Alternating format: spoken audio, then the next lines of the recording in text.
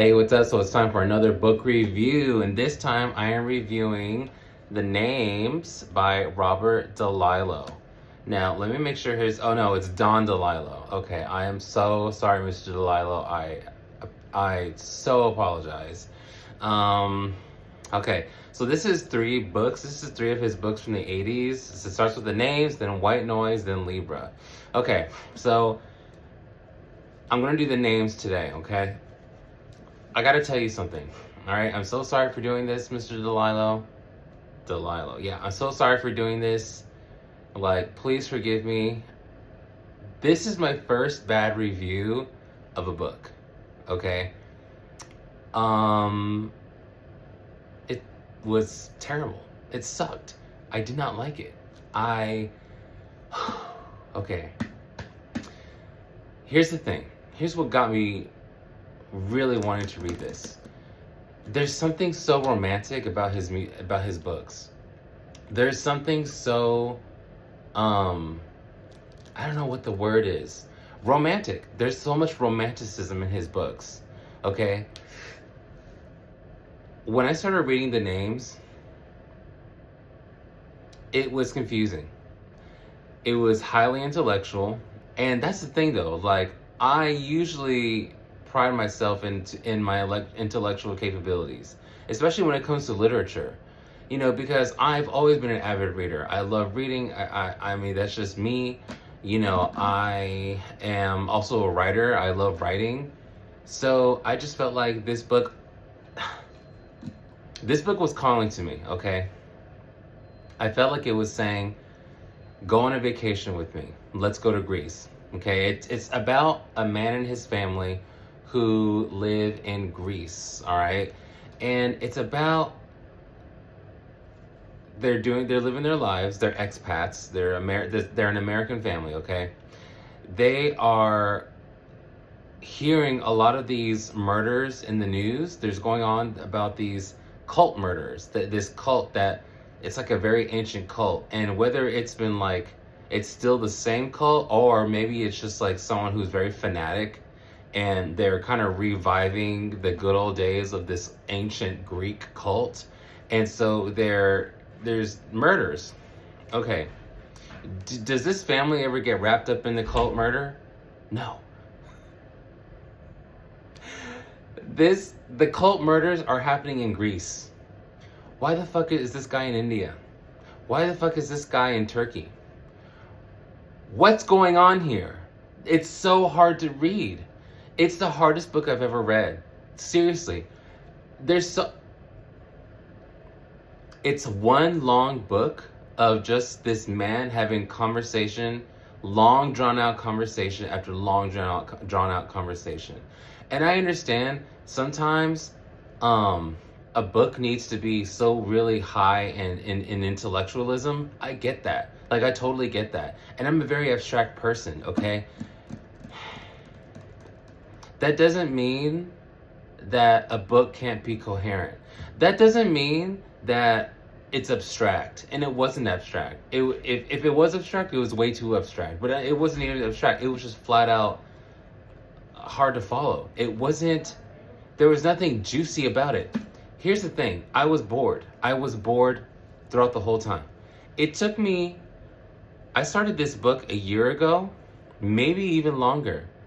And the other day I was reading it and I was like, how much more of this book do I have to go through? And I had only gone through 2/3 of the book. And I decided to stop reading it.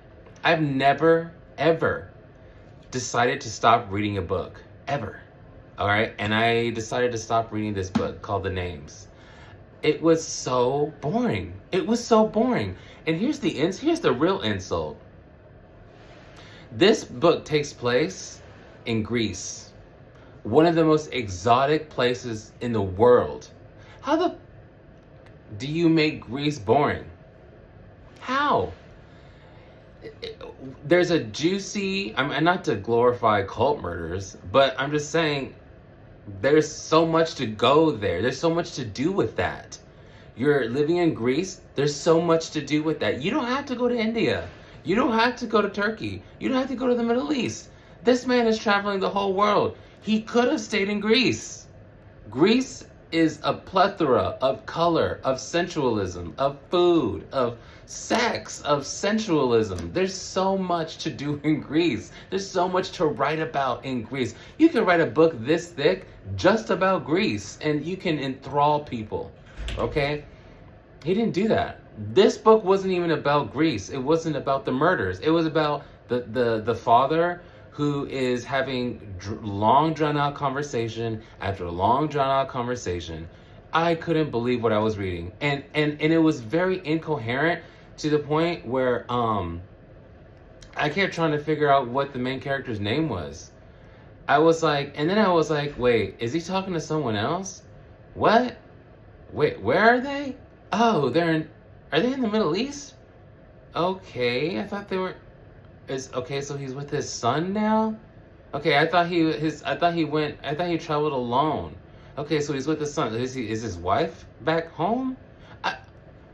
How do you ask questions? How do you make it past half the book and you're still asking, like, what's going on here? You know, who am I talking to? Where am I? So it was just too much. I mean, come on, man. How do you make Greece boring? How?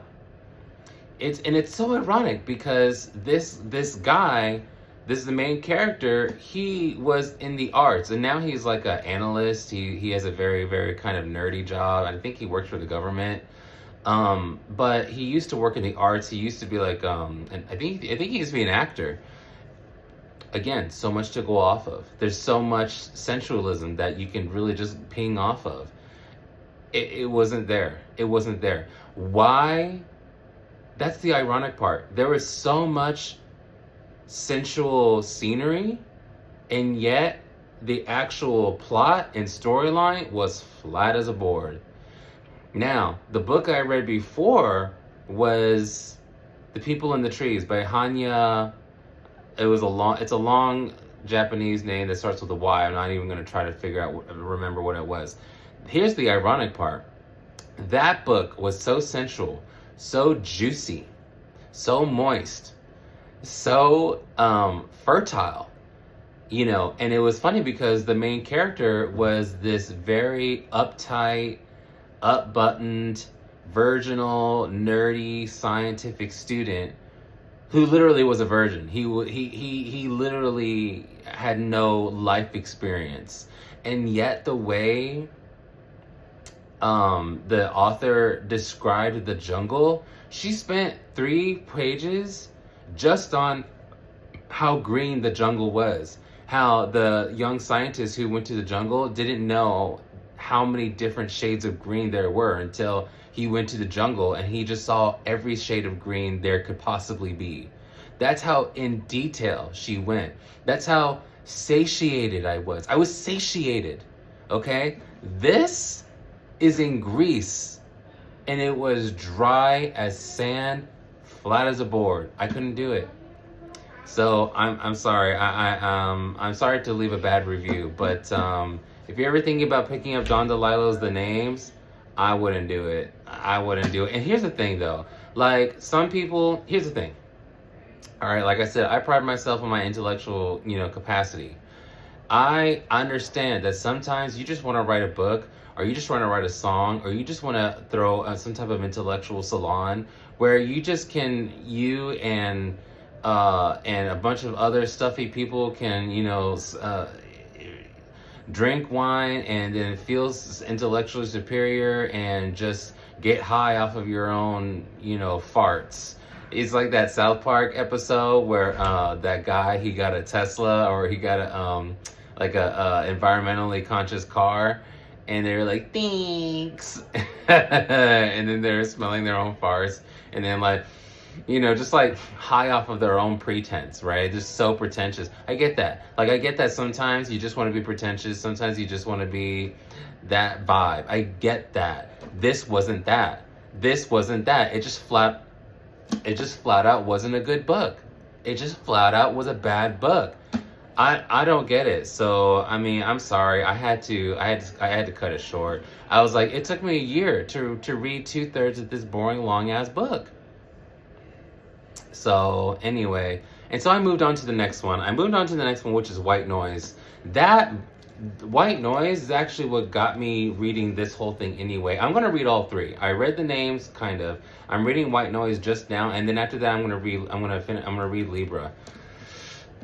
So yeah, I mean, White Noise there's a movie adaptation of it on Netflix starring Greta Gerwig, the writer of Barbie, and Adam Driver. And so I saw the movie and I loved it. I thought it was chock full of symbolism that I didn't quite get when I first saw it. And whenever I don't get a movie, it actually intrigues me even more because it makes me think like, wow, this movie is actually like chock full of analogy and metaphor that actually maybe I need to rewatch it and kind of dive in, you know?